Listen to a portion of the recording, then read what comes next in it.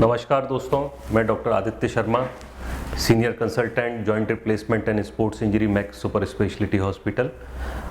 आज हम डिस्कस करेंगे नी आर्थराइटिस के बारे में। क्या होती है नी आर्थराइटिस, क्यों घुटने खराब हो जाते हैं, क्या उपचार इससे संबंधित जो कि हम कर सकते हैं, और नी रिप्लेसमेंट क्या होता है, क्या यही एकमात्र आंसर है नी आर्थराइटिस का। तो आइए जानते हैं इन सब सवालों के उत्तर इस वीडियो में। नी आर्थराइटिस एक ऐसी बीमारी है कि जिसमें घुटना खराब होना चालू हो जाता है। अब खराब होने के बहुत सारे कारण हो सकते हैं, या तो घुटने में चोट लग गई हो यंग एज में, इसके कारण हमारा घुटना खराब हो गया हो, या कोई हमें इन्फ्लेमेटरी डिसऑर्डर जैसे कि रूमेटॉइड आर्थराइटिस, गठिया हो जाना, इससे नी हमारा खराब हो गया हो, या वक्त के साथ एजिंग प्रोसेस के कारण हमारा नी खराब हो गया हो। तो नी आर्थराइटिस जब चालू होती है तो इसके ऊपर जो कार्टिलेज की लेयर होती है, नी के कार्टिलेज की जो लेयर होती है वो खराब होना चालू हो जाती है। अब वो चोट लगने के कारण भी हो सकती है या कोई इन्फ्लेमेटरी डिसऑर्डर के कारण भी हो सकती है। जब ये स्टेज 3 को क्रॉस कर लेता है तब हमारे पास ऑप्शन सिर्फ नी रिप्लेसमेंट का बचता है। स्टेज 1 और स्टेज 2 में हम दवाइयाँ लेके इस नी आर्थराइटिस को कंट्रोल कर सकते हैं।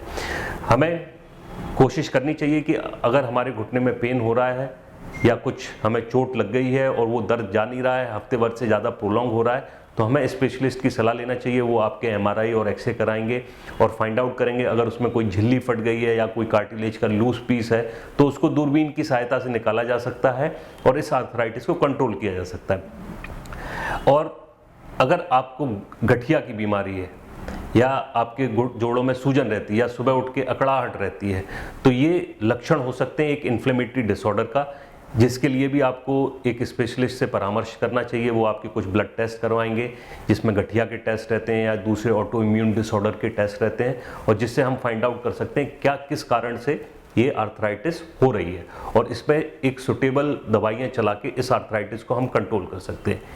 अब बहुत से कारणों में या पेशेंट के पास इलाज की सुविधा मुहैया नहीं होती है या चोट लग जाती है, हम बहुत टाइम निकाल देते हैं कोई जांच करवाने के लिए, साल, 1.5 साल, 2 साल निकल जाता है, तो ये इंजरी काफ़ी बढ़ती रहती है। अब जब ये बढ़ने के कारण जब ये घुटने की आर्थराइटिस या कार्टिलेज का घिसना हमारा स्टेज 3 या स्टेज 4 में पहुंच जाता है, तो हमारे पास सिर्फ उपचार जो बचता है वो है नी रिप्लेसमेंट। तो कोशिश हमें ये करनी चाहिए कि अगर हम शुरुआती दौर में है तो हमें एक स्पेशलिस्ट से सलाह करके एक प्रॉपर इन्वेस्टिगेशन करवा के हमें इसका उपचार करवाना चाहिए। अगर हम अर्ली स्टेज में कर लेते हैं तो काफ़ी हद तक हम इस आर्थराइटिस पे कंट्रोल पा लेते हैं और हमारा घुटना एकदम नॉर्मल की तरह हो जाता है। लेकिन किसी भी कारण से हमारे पास इलाज नहीं हो पाया या हम कोई जांच नहीं कर पाए या टेस्ट नहीं कर पाए, तो फिर हमें नी रिप्लेसमेंट के लिए जाना पड़ता है। तो आइए जानते हैं ये नी रिप्लेसमेंट क्या होता है। तो आइए बात करते हैं नी रिप्लेसमेंट में हम क्या करते हैं। ऊपर वाली हड्डी जिसको हम फीमर बोलते हैं, इसको सबसे पहले हम तैयार करते हैं एक सौ की मदद से। इस तरीके से हम काट के 100 की मदद से ये खांचा तैयार करते हैं और उसके ऊपर ये नी इम्प्लांट लगा देते हैं सीमेंट की मदद से। इसी तरीके से हम नीचे वाली हड्डी जिसको हम टांग की हड्डी बोलते हैं, जिसका नाम टिबिया है, इस तरीके से हम यहाँ पे सॉकेट तैयार करते हैं और उसके अंदर ये इम्प्लांट हम सीमेंट की मदद से लगा देते हैं। और बीच में ये आप व्हाइट वाला पार्ट जो देख पा रहे हैं ये कहलाता है पॉलीथिलीन, जो कि हाईली क्रॉस लिंक पॉली होता है, और ये हम उसके नीचे वाली टिबिया वाले इम्प्लांट के ऊपर फिक्स कर देते हैं। और इसके बाद हम ये जॉइंट को रिड्यूस कर देते हैं और इस तरीके से ये joint normal range of motion को एंजॉय करता है। अब दोस्तों बात करते हैं कि ये नी इम्प्लांट कितने तरह के होते हैं, किस किस टाइप के होते हैं।